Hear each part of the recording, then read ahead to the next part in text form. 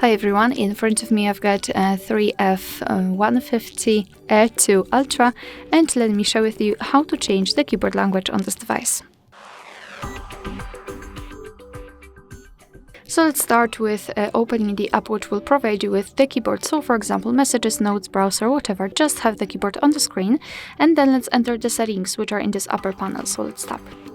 Now we have to tap on languages, and this is the list of languages which are currently applied. So let's tap on add keyboard, and here we have to find the keyboard which we'd like to apply. Of course, you can scroll and find it, or simply enter the name of the language and tap on it.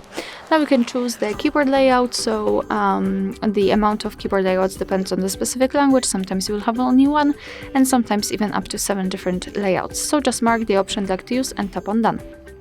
And as you can see, the Urdu language has been immediately applied. Now we can go back, because I'd like to show you how to use the keyboard with 2 or more languages added. Basically, this is the most important thing, which is the globe icon, and thanks to it we can change the layout. So as you can see, after tapping on it, we can switch it to Polish, to English, here I believe Russian, and finally the Urdu one. So this is how it works.